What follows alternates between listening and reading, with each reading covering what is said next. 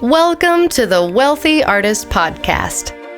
And I'm your host, Sarah Clanton. And I'm Wilson Harwood. And we're talking about how to develop your wealth, enjoy financial freedom, enjoy artistic freedom, and live the life you've always imagined. Welcome to the podcast. Today we have a very special guest who, wealthy artist, you're just gonna love. I am going to let Ashlee talk about what she does, and I'm so excited that I don't even really know much about you, except I heard you on a podcast, and everything that you do and your spirit just like really lit me up, and I was like, oh man, I would just love to have her on the podcast. So here we are. I'm so flattered. Thanks, Sarah. Thank you. Yeah, I believe that was the Healthy Gut Girl podcast with Kitty Martone. She's amazing. I'm obsessed with her as well. Yeah. So my name is Ashlee Badgett. I'm a habit coach and certified hypnotherapist based in Arizona, but I see clients worldwide. As long as they have a computer and a Zoom, we can basically have a session. And I help them with overcome inner roadblocks for self-improvement. So say if they've tried everything to change their habits, quit smoking, eating habits, or even just negative self-talk, and they've tried affirmations and meditation, and there's something that keeps having them fall back into that old mentality or old routine or habit, that is when hypnotherapy is the most beneficial, because that just tells us that they're working with their conscious mind, which only is about 5% of your mind power, and your habits, your beliefs, your tendency to ruminate, all of those things are rooted in your subconscious, which is ruling up to 95% of your behavior. So hypnotherapy really helps you get relaxed, get into a state where you're tapping into your subconscious directly, so that you are making the changes that you want quickly, safely, holistically. And it's been a really great journey. My clients see results in 1 to 2 sessions, and it's a poor business model. Let me tell you, people don't have to come back. Yeah, right. So, yeah, I love it. That's awesome. And how did you get into it? Yeah, I mean, hypnotherapy is not something that people are like, I want to grow up and be a hypnotherapist. Not normally. No. And ironically, I may have mentioned to Sarah that I wanted to grow up to be an artist. So I actually went to art school. I moved to New York City. I worked with art galleries. And so that was my aspiration for a very long time. I wanted to work with installation art that helped people reframe, just get out of the boring everyday stuff that's showing the possibility. I love stuff like Burning Man, art can really change your life and take you out of your comfort zone, things like that. So that's what I really wanted to do. But I was really depressed for most of my life. I remember suicide ideation from a very young age. I wasn't really allowed to express myself. I had just a ball of rage. I would get into fights and anger, and art was an outlet for that. And I tried everything, like talk therapy, which was valuable, self-help books, affirmations, and all those things worked for a little bit, but I would find myself back into a cyclical depression where I would just lock myself in the room. I would quit my job. I wouldn't show up to things, and I was destitute just because I was so depressed I couldn't function. And it was ironic. My mom we were cleaning out her basement one day, and she's like, hey, I have this self-help book. It has a hypnosis CD. I'm just going to throw it out. Do you want it? I'm not going to use this. She's like, hypnosis. I don't even know why I have this type of thing, I was like, I'll try it. I have nothing to lose. I've tried everything. It was like a last resort, and it worked. I listened to it. I felt relaxed. I felt calm. I felt a little bit more confident. The more I did it, the more I realized I was training my mind for more confidence, really digging out those beliefs that were causing me to be sad all the time. And I was more confident. I was more ambitious. I got a job. I got out of debt. I turned my life around. And it was really just the foundation, a really core foundation to do that. So I was like, you know what? My life has changed so much. I have my own car, my own place. I have everything, and I'm happy. I want to help other people change their life with this tool. So I went into it thinking I'll learn how to hypnotize people and write a book and have my own CD. It was kind of a long time ago, to be honest, a CD. Right. And CD. And It took me a while, but I found a program that was really reputable because I knew there was a stigma around hypnosis. So I wanted to find a legit program. So it was like a 2-year program. You get certified by a union. And I realized that there was an opportunity to work one-on-one with clients and actually have a practice. Like that didn't even occur to me. So I went through it and it changed my life. Like I learned so much more, so much faster working one-on-one with the hypnotist in the program rather than just trying to piecemeal it together through a book and a CD. You get that. Right. So that's how I got into it. It changed my life, and been doing it for about 3 years now. Awesome. Yes. Yeah. It's amazing. I love that. Yeah. I like that you're talking about, there are just 5% of our brain, you said, our brain power goes towards like conscious thinking. Like, yeah. So that means 95% of what's going on is like ruling us. Mm-hmm. We're not really consciously aware of it. Right. Exactly. There's so wild. Much beneath the surface. Yeah. Right. So it's like, how do you got to change those habits. So like, how do you, I like what you also said about, like there were some beliefs I think you said you had that like were keeping you sad, and so like you were kind of like it just spirals out, right? You can't work, it's hard to do anything. Like someone who has suffered with like major anxiety, there's times when I couldn't even function, but it's like I need to function. I can't eat if I don't function. So that can be a huge block. What do you suggest for artists when if they're feeling like super stuck and where, and if they need to get that core belief, where would you suggest that they start? Like if they're not like maybe quite ready for hypno. Yeah, no, totally. Most artists that I know journal, or they have some form of practice where they're, expressing themselves. So, incorporate shadow work into that. There's a lot of great websites and blogs and books with, shadow work journal prompts, and a lot of people say, oh my God, shadow work, it has this connotation of being woo-woo, right? Or like witchcraft or something like that. But really it goes back to clinical psychology, where Carl Jung was saying, we have these shadow parts of ourselves that get suppressed because, your mind wants to keep you safe and comfortable. So it suppresses those uncomfortable parts of ourselves. And when we're not getting in touch with those, that's when kind of neuroses appears, addictions, or, coping with bad habits like smoking and promiscuity. And I won't say bad, I'll say it maybe unhealthy. Okay.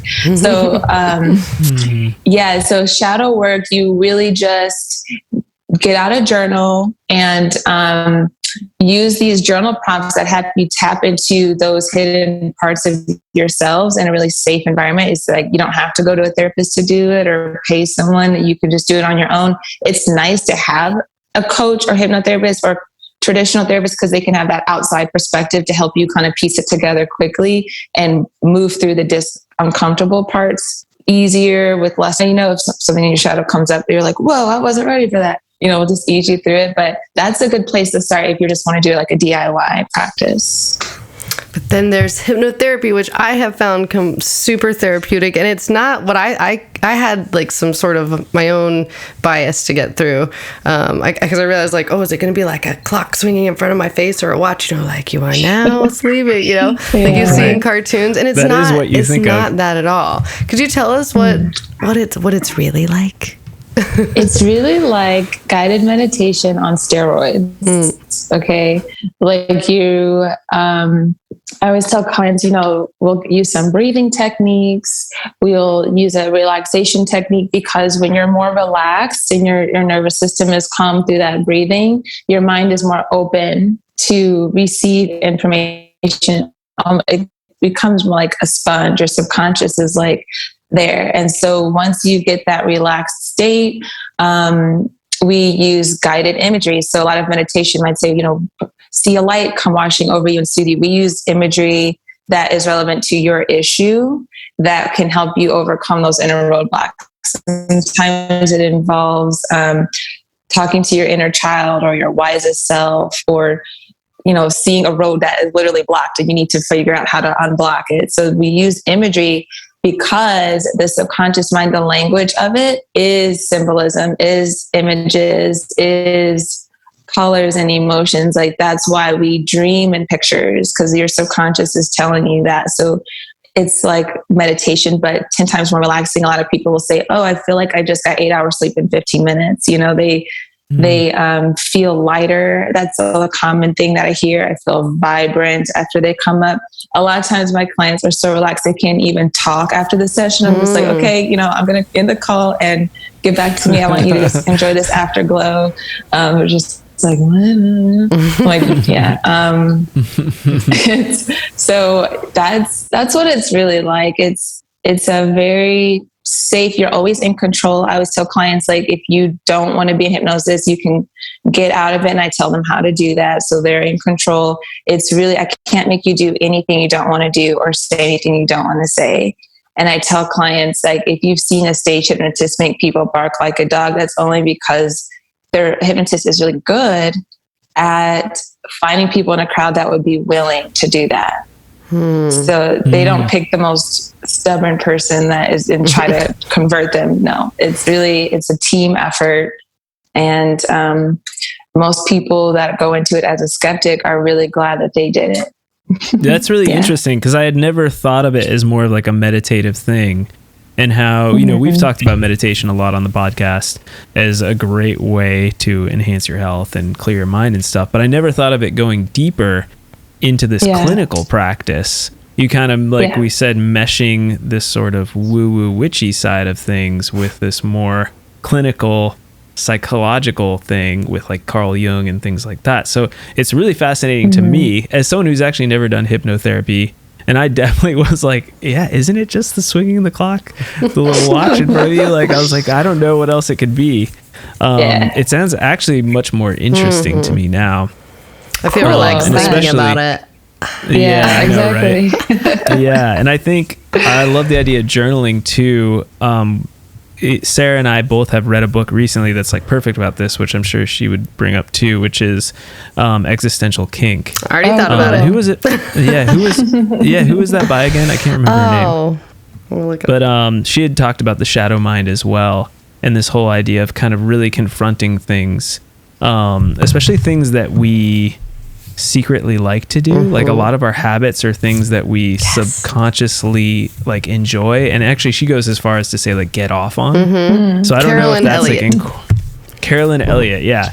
So this was like my first foray into this world of psychology mixed with shadow, mixed with energy. I don't know if you have anything to say about that, but this idea that like we like our bad habits sometimes. Oh, definitely. And we get off on them. I love that. Yeah, actually, I had a friend that recommended that book to me, so I'll have to check it out now. Good. I'm intrigued. Yeah, I was it's an interesting one. I think you'd probably love it. Yeah. Yeah. Yes. Well, it is ironic that we find pleasure in what harms us or hinders us or sets us back. And I'll tell you why. We have something called the pleasure principle, where your mind is always motivating you towards something that it finds it subjectively thinks is going to bring you pleasure. So for instance, people who smoke cigarettes, I smoked for a long time. Sarah, I think you mentioned you did too. And I knew that it ages me. I knew it could make me sick. I knew it made my lungs feel like crap. And I knew it was expensive, but why did I do it? Because subconsciously I built a positive association with it. And so my mind's like, oh, you think that's positive? Let's do it. And it will, it will find a sense of pleasure and comfort. Totally. And so, like toxic relationships, we're drawn to people habitually that may be withholding or emotionally unavailable. We know all the reasons why. We're consciously suffering, but you're subconsciously, it's built a positive, pleasurable association with it. So we continue to do it until we break that association. And it's a very strong thing. And that's a big part of my job, is helping clients get into that state where their subconscious is open, and we're telling the subconscious, kind of like a computer, to change that program, to change that association from, binge eating when you're stressed out, no longer positive, it's negative. And we're replacing that with, meditation, whatever we replace it with, to customize it for them. So yeah, definitely we can get off on things that are unhealthy or bad or toxic. Isn't that wild? Sure. We all do it. And it's like, I like what she says in the book. She says that an existential kick to that to that subject, she says, like that we are divine beings, right? We want to experience everything, not just what like we as humans have delegated as good, but we want to experience all of it. And if we do want to create major change, getting into the reason, like, I mean, even like part of the reason that, you know, for me, doing this podcast is like talking about being healthy, wealthy, these things, and really like talking to people about it and how they're doing it and how they're making it possible really helps me kind of keep in that mind frame of like, all right, I'm doing it. I can't just can't let everybody down. You know, I got to show up on Tuesdays. And I love it now. Like we're nearing 50 episodes, and it's just, I don't know. It's like an accountability buddy, this podcast for me. And it really is. You kind of need totally all those different agree with things, right? Whether it be hypno or, but yeah, totally. It's a motivator. Love it. Yeah. It's funny, you know, I'll say this quickly because it's a little off topic, but I was reading a book yesterday, this Wildpreneur book, which I highly recommend, by Tamara Jacoby. And she was saying, and I was taking all these notes in it and stuff, and then like, oh man, I feel like I'm preparing for the podcast constantly. It kind of elevates you. So for everyone listening, it's like, if you can find a way to hold yourself accountable, whether that's a coach like Ashlee or hypnotherapist like Ashlee or somebody else, it's just really, it does kind of make you be like, all right, I need to like keep leveling up myself with this practice. Mm-hmm. And I would say, Ashlee, do you have like, since you are an entrepreneur in and of yourself, I think this is like an interesting story of how you went through your own struggles and found this solution through hypnotherapy. And can you explain like how tackling your mindset and your health has then led to success in your career and wealth, you know, how they're so intertwined together? Because I think that's sort of what this is all about here with us. You know, it's like, okay, if you want to be wealthy, you got to be healthy first. And your mindset especially has got to be much healthier to tackle entrepreneurship, because it's not like just punching in a clock every day. No. Yeah, I love that. And I can't wait to share. It's something that is an ongoing practice for myself. And especially coming from the artist background, you know, you're growing up and your family's like, oh, you're into art. That's so weird. Why don't you get a real job? You know, go work at a bank and you wear weird clothes. And so a lot of that messaging I got, I was like the black sheep of the family. And so it really ingrained in me feelings of not being worthy of success, or not being like, if I said my truth and like told people I'm a hypnotherapist, oh, they're going to think I'm so weird. I can't talk about that. And so it was a journey using these tools in addition to like self-help books and whatever I could get my hands on, you know, healing crystals, just whatever I could use to, you know, break down unlearn those messages that I learned growing up, and really build that sense of worth, really focus that I'm not a salesperson, like, oh, selling is so bad, people are going to help me if I sell. And then really switching that to say, no, I don't sell, I serve. I'm adding value. And if I don't share my message, then people could really miss out, like really reframing that. And there's things that pop up all the time, not so much recently, but for a while, where I would hear those little negative voices in my head saying, no, don't go, don't give up, don't post that. And really just having to get in self-hypnosis and figure out where the root cause was and work with myself to unravel that, or ask another trusted hypnotherapist to do that. And it's been a phenomenal experience to expand my comfort zone and let those limiting things go, and building within my morning routine things like listening to motivational. I have a YouTube playlist that it's like motivational speeches. So I'll make my bed and brush my teeth and listen to things like, don't give up, entrepreneurship is hard, keep going, and it's part of it and you're going to get there. So really just incorporating that into my daily practice to build and maintain that mindset that it's not easy, but it's worth it, and I'm adding value. So that's what I would tell people, is to just do it and find a way to keep yourself motivated and unlearn those things that are causing you to feel stuck. I love that. Oh, it's so great. And even just like, you know, you are an artist and how you've built your business. And also I love the idea of like we talk about letting go of the how a lot. Like your original idea, like you said, was like a CD and a book, and how like it's evolved into something that you probably couldn't have even imagined for yourself, and how cool. And I think that all of us can really learn something from that, because sometimes you have to just like let it grow and expand, because we have no idea. We're just humans. but we're always learning and growing, right? And there's just so much out there to soak up. And but man, we talk about morning routine all the time too. Yeah, that is huge. Oh, really? Yeah.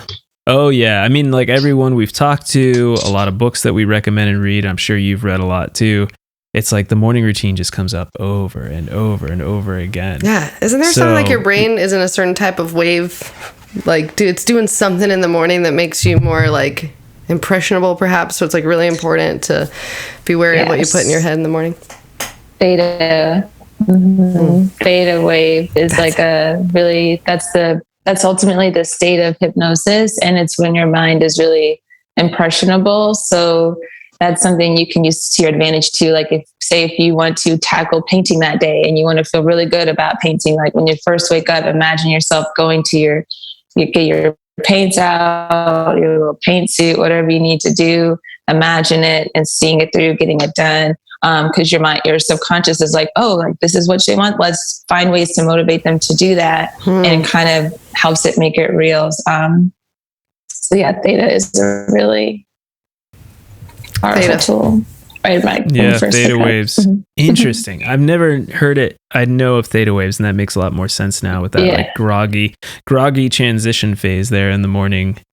And I just wanted, like, one other thought I had, is like what you were talking about of like doing all these things, like staying motivated, listening to YouTube playlists of motivational speaking. I think that's awesome. And I think it's super important for us to remember, like as entrepreneurs and artists, that we're not the average person. Like the average person may not be working so hard on themselves, but I also think the average person is not starting a business. Right. You know, it's like, I think it's really good to think of yourself as this like superhuman superhero that is having to like deal with a lot more, and in that for that reason you need to take care of yourself, maybe even more so, especially as a musician with like energy of people, you know. Like there's a lot to do. I was just thinking like hypnotherapy, especially like if that's part of your practice, your self-care practice, like being able to show up on stage energetically in the right place, huge. It's huge. Yeah. Jinx. You're a performer. Yeah. Huge. I can't imagine being a stage hypnotist. Ooh. Yeah, I can't. Yeah, that would be being a stage hypnotist, because you have to command an audience and also command really one person at this to get them to get a response out of the crowd. Like, well, what kind of sorcery is that? Right? I just can't even imagine. No. It's a lot of energy. More power to them. Behind the scenes is kind of what I've been doing lately too. But do you have any other questions there, Sarah? Oh man, I'm just thinking so much how our listeners need to get in touch with you and book a session with you. And, you know, because there are a ton of financial, like we've read books, we talk about books like Mind Over Money, You Are a Badass at Making Money by Jen Sincero. Tommy, like we talk about tons of those books here, but really it's hard to implement all of that and, you know, see all this marketing for like, you know, launch this course, you're going to make $1 bajillion in 6 weeks and it's going to be amazing. But like, you know, you might have some like deep seated, you know, stuff. I mean, I know I do. I have some deep seated stuff that I've been combing through. And that's where this podcast kind of originated, is Wilson and I getting together and talking about like, you know, going through all like the financial growth and what that means. So, you know, it's hard to even make the money if you're not right in your relationship with money. And that could be something that you can work through with hypnotherapy. And yes, so where can the wealthy artists that are listening find you, Ashlee? Yeah, so if they're interested in, you know, changing their mindset about money, building that worth, changing how they they feel about selling and self-promotion is a huge thing for artists, and really just saying, oh, I'm gonna sell out if I make money from this, or not knowing how to price things because they feel like that maybe they're pretentious, and there are all these little voices that creep up to kind of keep them from getting the success they deserve, that they poured into their craft and they aren't getting it back. So that's one of the reasons, to be transparent, I got out of the art world, because I was just tired of seeing like fellow people that were brilliant artists self-sabotage by, having those sorts of mindsets. So, and just, you deserve to at least be able to go on vacation every once in a while. I don't know. Right? But if you want to get in touch with me for that, or smoking or eating or any habit that you feel like you're having trouble with, you can go to ashleeb.com, ashleeb.com, and book a free call and just see if it's even right for you. And if we're a good match. If I can help you, I'll find someone else that can. And also, if you do work with me, you will get, I'll offer you a 20% discount using promo code Wealthy Artist. So we'll pop that in the description. Awesome. Thank you. Yeah. Yeah, sure. That's a great resource. Thank you. So definitely make sure to check that out, Wealthy Artists. And we appreciate you so much for listening. We love you all. And we have new episodes every Monday. And make sure to leave a little like and a review on Apple Music. Or a big one. If you can. Or a big one. 5-star review if you feel like it. It really helps. And you can check us out on YouTube as well. We always throw these up on YouTube if you want to see our faces, our guest faces, and see who we are. Yeah. And what our hair's looking like today. I'm just kidding. Our hair's kind of crazy. Oh, man. It's getting long. Well, take it easy, y'all. See you next week. Thanks for listening. And rock on.